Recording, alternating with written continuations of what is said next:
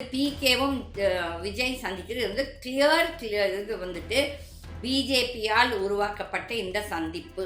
இதெல்லாம் வந்துட்டு விஜய், அதிமுக, விசிகா இவங்க எல்லாருமே ஒரு அலையன்ஸ் போட்டுட்டா இவ்வளோ கூட்டம் நடந்துட்டுருக்கு. விஜய் நிஜமாவே ஒரு அறிவாளியாக இருந்தால் யார்கிட்டையும் போக வேண்டாம். இப்போ நான்லாம் வந்து ஒரு பிகேவையோ யாரையும் போய் கேட்டு அட்வைஸ் கேட்டு பண்ண மாட்டேன். அவங்களுக்கே தெரியணும் எப்படி மக்கள் மத்தியில் எப்படி நம்ம நடந்துக்கணும், எப்படி இந்த எலெக்ஷன் பண்ணணும்னு சொல்லிட்டு.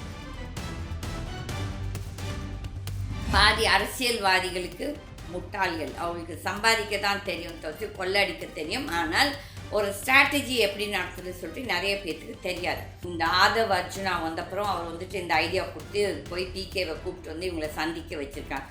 இதெல்லாம் ஒரு பெரிய drama. PK is definitely a Modi sympathiser. அரசியல் ஒரு பிஸ்னஸ் ஆயிடுச்சு நிறைய பேருக்கு. பணத்தை போட்டு பணத்தை எடுக்கிறது. ஆகையால் இதில் யார் பாதிக்கப்படுறாங்கன்னா பாமர மக்கள்.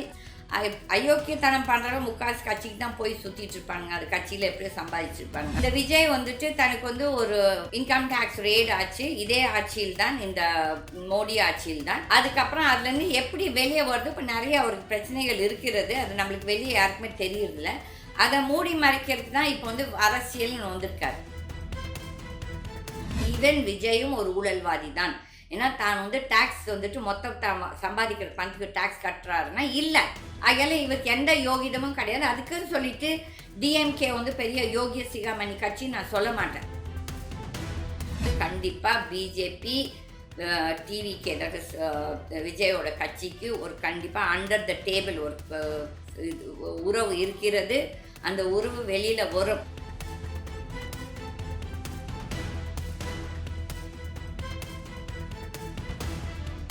வணக்கம்.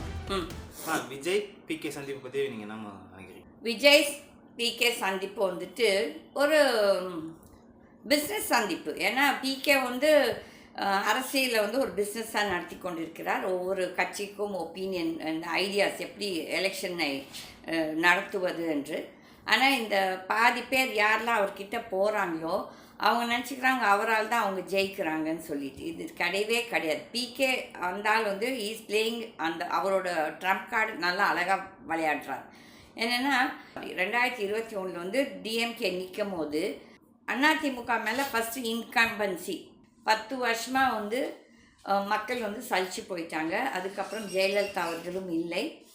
இந்த சந்தர்ப்பத்தை பார்த்து கொண்டு இப்போ ஸ்டாலின் அவர்கள் என்ன சொன்னார், நான் வந்து வந்தவுடன் ஜெயலலிதாவோட சாவை பற்றி எடுப்பேன் என்று சொன்னதால் நிறைய பேர் அதற்காக பெண்கள் எஸ்பெஷலி அதுமேல் ஜெயலலிதாவோட அனுதாபிகள் அந்த டிஎம்கே கட்சிக்கு ஓட் போட்டாங்க. அவங்களுக்கு விரும்பி கிடையாது. தட் இஸ் அவங்களுக்கு ஒரு நியாயம் கிடைக்குமா அவங்களோட தலைவிக்கு என்று.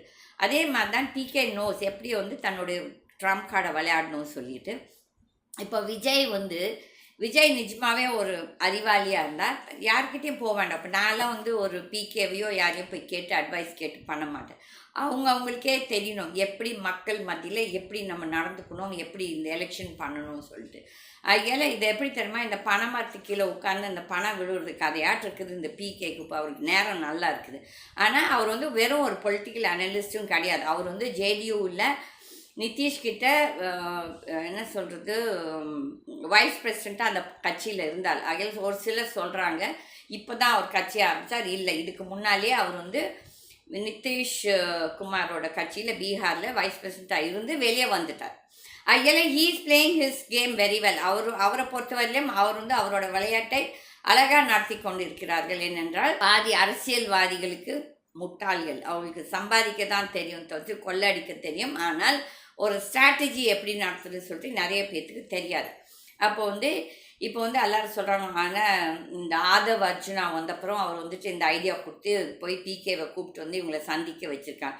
இதெல்லாம் ஒரு பெரிய drama. PK is definitely a Modi sympathiser. இவர் வந்து 2014 மோடி அவங்க பிஜேபிக்கு வேலை செய்தவர். அதுக்கப்புறம் அங்கேருந்து அவங்களோட ஒரு differences of opinion, that is அவங்களோட ஏதோ பிரச்சனையால் வந்துட்டு அதுக்கப்புறம் காங்கிரஸுக்கு போய் இது பண்ணார். ஓ மேபி பிஜேபி வந்து பிகே வந்து அங்கங்கே பிளான்ட் பண்ணுறாங்க. ஏன்னா ஒவ்வொரு கட்சியில் என்ன நடக்குதுன்னு சொல்லிட்டு அதுக்கு கூட இருக்கலாம். ஆகையால் இது வந்து இந்த அரசியல்வாதிகளுக்கு தெரியாமல் வந்து அவர்கிட்ட போய் விழுகுறாங்க. என்னமோ அவரால் தான் ஜெயிக்க போகிற மாதிரி. இது உண்மை கிடையாது. ஆனால் இது வந்து வி ஹேவ் டு நேரம்தான் பதில் சொல்லும் இதுக்கு எல்லாத்துக்கும். இப்போ வந்து இந்த மீட்டிங்கை வந்து ஆதவ் அர்ஜுனா அரேஞ்ச் பண்ணார், மற்ற யாரோ ஒரு பேர்லாம் சொன்னாங்க அவங்க கட்சியில் இருந்தவங்கன்னு சொல்லிட்டு. இவங்க எல்லாத்துக்குமே இது என்னென்னா, இது ஒரு பிஸ்னஸ். இப்போ நான் அடிக்கடி சொல்கிறது வந்து அரசியல் ஒரு பிஸ்னஸ் ஆயிடுச்சு நிறைய பேருக்கு. பணத்தை போட்டு பணத்தை எடுக்கிறது. ஆகையால் இதில் யார் பாதிக்கப்படுறாங்கன்னா பாமர மக்கள், அப்புறமே உண்மையாக நியாயமாக வாழ்கிற மக்கள். அயோக்கியத்தனம் பண்ணுறவங்க முக்காசு கட்சிக்கு தான் போய் சுற்றிட்டு இருப்பாங்க, அது கட்சியில் எப்படியோ சம்பாதிச்சிருப்பாங்க. ஆனால் அன்றன்றைக்கு வாழ்வாதாரம் ப்ளஸ் இந்த மிடில் கிளாஸ் அவங்களுக்கெல்லாம் இது வந்துட்டு இவங்களால ஒரு பிரயோஜனமும் கிடையாது. அவையால் இவங்களாம் மக்களுக்காக மக்கள் சேவைக்காக வருகிறார்கள் என்றால் கிடையாது. இவங்க எல்லாரும் வந்துட்டு அவங்களுக்கு அவங்க கொள்ளடிச்ச காசை எப்படி பாதுகாத்துக்கணும். இந்த விஜய் வந்துட்டு தனக்கு வந்து ஒரு இன்கம் டேக்ஸ் ரெய்டு ஆச்சு, இதே ஆட்சியில் தான், இந்த மோடி ஆட்சியில் தான். அதுக்கப்புறம் அதுலேருந்து எப்படி வெளியே வருது, இப்போ நிறைய அவருக்கு பிரச்சனைகள் இருக்கிறது, அது நம்மளுக்கு வெளியே யாருக்குமே தெரியறதில்ல. அதை மூடி மறைக்கிறதுக்கு தான் இப்போ வந்து அரசியல்னு வந்திருக்காரு. நான் இதை அடிக்கடி சொல்கிறது, இப்போல்லாம் இவங்களாம் நிஜமாகவே மக்கள் சேவை பண்ணுறவர்களாக இருந்தால் எவ்வளோ மக்கள் இவங்கள சந்திக்க முடியும்? இவர்களை எவ்வளோ மக்கள் சந்திக்க முடியும்? முடியாது. நீங்கள் என்ன சொல்லுவீங்க, நீங்கள் போனீங்கன்னா பார்க்க முடியுமா? முடியாது. அவங்க சொந்த அப்பா அம்மாவே, நான் இதை அடிக்கடி சொல்லிகிட்டே இருக்கேன், அவங்க சொந்த அப்பா அம்மாவே ஒரு அப்பாயின்மெண்ட் வாங்கி ஒரு பையனை பார்க்கணுன்னா அதுக்கப்புறம் இதை விட கேவலம் வேறு எதுவும் கிடையாது.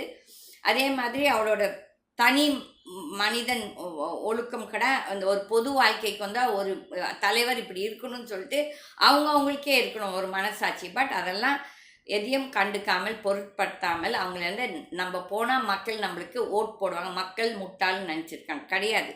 மக்கள் கரெக்டான நேரத்தில் பதில் கொடுப்பாங்க. இப்போ இவங்க வந்து ஒரு ஸ்ட்ராட்டஜைஸ் பண்ணுறதுக்கு தான் கூப்பிட்டுட்டு வந்திருக்காங்க. இதெல்லாம் வந்து பேக்ரவுண்டில் பார்த்தீங்கன்னா பிஜேபி இருக்கிறது. ஏன்னா இந்த 2024 எலெக்ஷனில் இதே பிகே வந்து ஒரு மக்களை வந்துட்டு ஒரு நீங்கள் வந்து மோடி தான் ஓட் போடணும், அந்த மாதிரி எப்படின்னா 400 சீட் ஜெயிப்பாங்க, 400 சீட் ஜெயிப்பாங்கன்னு சொல்லி ஒரு பெரிய ப்ரெஷர் டாக்டிக்ஸ் பண்ணிட்டு இருந்தார். அப்போ உங்களுக்கே புரியணும் அவர் வந்து எப்படி ஒரு மோடி ஒரு சப்போர்ட்டர் அண்ட் மோடியால் வெளியே அனுப்பிச்சி இவங்கெல்லாம் வந்துட்டு போய் உளவு பார்க்குறது, மற்ற கட்சியில் என்ன நடக்குது ஏதுன்னு சொல்லிட்டு அவங்க கண்ட்ரோலில் எடுத்துக்கிறது தான் இவங்கெல்லாம் இந்த வேலையை பார்க்குறாங்க. அது வந்து இந்த பாதி அரசியல்வாதி கட்சிகளுக்கு தெரியறதில்லை. அப்போ வந்து இந்த பிகே வந்துட்டு பெரிய ஸ்ட்ராட்டஜி பண்ணுறாருன்னா இவர் இப்போ இந்த 10-11 வருஷமாக தான் இந்த பிகேஸ் இந்த சீன். இதுக்கு முன்னால் இந்த ஆட்சிகள் தட் இஸ் எம்ஜிஆர்லாம் எலெக்ஷன் பண்ணப்போ இல்லாட்டி ஜெயலலிதா எலெக்ஷன் பண்ணப்போ இவங்கள யாரையும் அட்வைஸ் கேட்டுட்டு அவங்களாம் பண்ணல. ஈவன் கலைஞர் கடை அவங்க எல்லாமே இவங்க அட்வைஸ் கேட்டு பண்ணல. அப்போ வந்து இவங்களுக்கெல்லாம் அந்த புத்தி, அந்த பேசிக் ஒரு இதெல்லாம் ஒரு அட்மினிஸ்ட்ரேஷன்.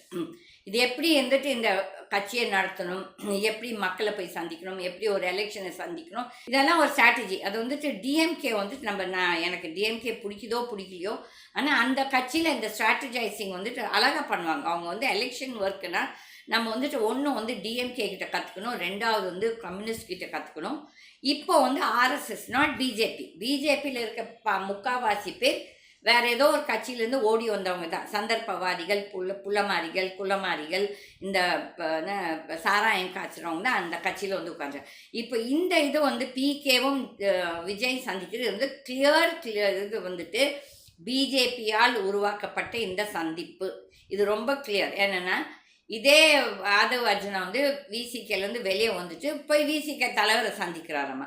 அப்போ இதெல்லாம் வந்துட்டு there is a rumour that VCK வந்து அதிமுகவோட அலைன்ஸ் போட போகுதுன்னு ஒரு ரூமர் இருக்குது. எல்லாருமே முட்டாள் கிடையாது, மக்கள் எல்லாருமே பார்த்துட்ருக்காங்க. அதுவும் அரசியல் கண்ணோட்டத்தில் ஏமாதிரி ஆளுங்களை நாங்கள் நிஜமாகவே பார்த்துட்ருக்கோம். அதில் இப்போ வந்துட்டு அவர் போய் சந்திக்கிறாராம்மா, அதுக்கப்புறம் இங்கே பிகேவை கூப்பிட்டு வராராம்மா விஜய் கிட்டது. இதெல்லாம் வந்துட்டு விஜய், அதிமுக, விசிகா இவங்க எல்லாருமே ஒரு அலைன்ஸ் போட்டுட்டா இவ்வளோ கூத்தும் நடந்துட்டுருக்குது. இதில் வந்து அவங்களுக்கு என்ன ஒரே ஒரு பிரச்சனைன்னா, இது வந்து நான் இன்னொரு பேட்டியில் சொல்கிறேன், இது வந்துட்டு அவங்களுக்கு எல்லாத்துக்குமே அதிமுகவில் இப்போ இபிஎஸ் தான் இவங்களுக்கு எல்லாத்துக்குமே பிரச்சனை. நான் எல்லாம் அந்த இதை பற்றி நம்ம அடுத்த ஒரு இதில் வீடியோவில் பேசலாம். பட் வந்து இந்த இது வந்து இவங்களுக்கு டெஃபினெட்லி தேர் ஸ்ட்ராட்டஜைசிங் வந்து இது ஒரு பிளான். இந்த 2026 எலெக்ஷனுக்கு எல்லாமே ஏற்பாடுகள் பண்ணி கொண்டிருக்கிறார்கள். எந்தெந்த பார்ட்டி யாரோட அலைன்ஸ் போடணுன்னு. நான் இப்போது சொல்கிறேன் பாருங்க, விஜய் எல்லாம் வந்துட்டு அவங்களுக்கு வந்து இது ஒரு பொழுதுபோக்கு. இவங்க வந்து நிஜமாகவே நாட்டை பற்றியோ இல்லை மக்கள் பற்றியோ ஒரு சிம்பிள் திங் 1 லட்சமோ 2 லட்சமோ 10 லட்சமோ அவரோட கார் இம்போர்ட் பண்ண காரோட டேக்ஸ். ஓகே, அந்த 1 லட்சமோ 10 லட்சமோ கட்டுறதுக்கு ஒரு கோர்ட்டுக்கு போய் அந்த வக்கீலுக்கு செலவு பண்ண முடியுது, அந்த இதெல்லாம் பண்ண முடியுது. அப்போ வந்துட்டு நீ வந்து ஒரு கோடியாக இருக்கிற காரை வந்து நீங்கள் இம்போர்ட் பண்ணிவிட்டு அதுக்கு டேக்ஸ் கட்ட மாட்டீங்கன்னு சொன்னால் அப்போ நீங்களாம் யாருமே யோகிய சிகாமணிகள் கிடையாது. நீங்கள் யாருமே வந்துட்டு ஊழலை எதிர்க்கிறதுக்காக நீங்கள் வந்து அரசியலுக்கு வரல. இப்போ ஊழல் நான் எதிர்க்கிறேன்.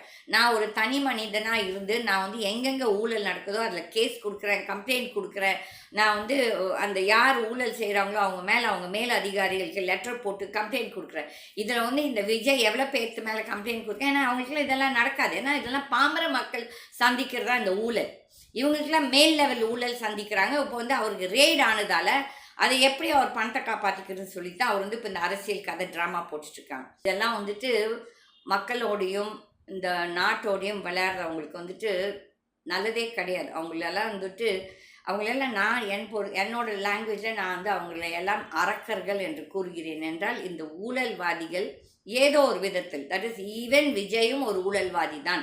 ஏன்னா தான் வந்து டேக்ஸ் வந்துட்டு மொத்தம் சம்பாதிக்கிற பணத்துக்கு டேக்ஸ் கட்டுறாருன்னா இல்லை. அதனால இவருக்கு எந்த யோகிதமும் கிடையாது. அதுக்குன்னு சொல்லிட்டு டிஎம்கே வந்து பெரிய யோகிய சிகாமணி கட்சி நான் சொல்ல மாட்டேன். அதனால் அவர் டிஎம்கேவை எதிர்க்கட்டும். பட் நீ எவ்வளோத்துக்கு பர்ஃபெக்ட்னு சொன்னா அதுவும் கிடையாது. அதனால இந்த மாதிரி நிஜமாகவே மக்களுக்காக சேவை பண்ணுறவங்கள வந்து இந்த மக்களும் வந்துட்டு அவங்கள வந்து ஏற்றுக்கிறது இல்லை. இல்லாட்டி அவங்களுக்கு தக்க என்ன சொல்கிறது சப்போர்ட்டோ இல்லாட்டி அந்த மாதிரி வந்து அரசியல்வாதிகள் எவ்வளோ பேர் இண்டிபெண்டன்ஸ் நிறைய தொகுதிகளில் நிற்கிறாங்க. இந்த மக்கள் அவங்கள தேர்ந்தெடுத்து ஓட் போடுறாங்களா கிடையாது. அதனால் இந்த பிகே அண்ட் விஜய் சந்திப்பு வந்து இட்ஸ் அ பிஸ்னஸ். வந்து பிகே வந்து டெஃபினட்டாக பிஜேபியால் செட்டப் பண்ண ஒரு ஆள். அதனால் அது வந்து அந்த அலையன்ஸ் எப்படி பண்ணுறது, இந்த வந்து எப்படி வந்து அதிமுகவை இப்போ டேக் ஓவர் பண்ணணும் தான் இவங்களோட மொத்த குறிக்கோள்.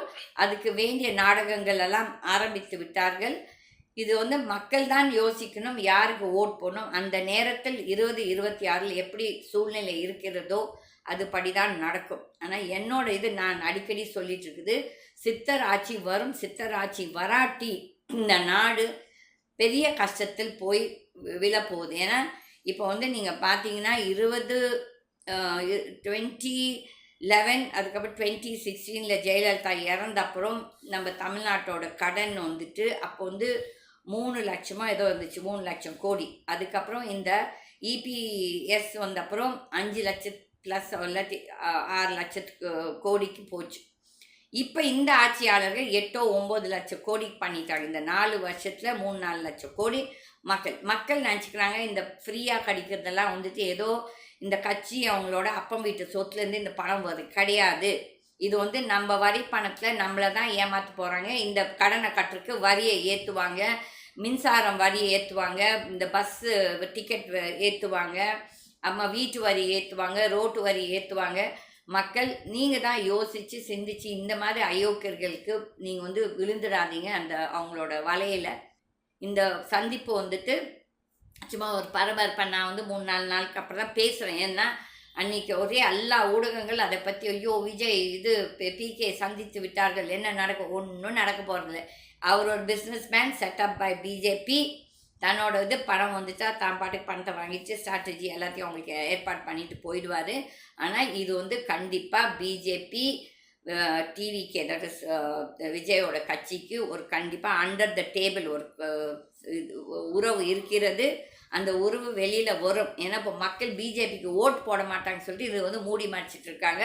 மக்கள் ஏமாறாதீங்க. நன்றி.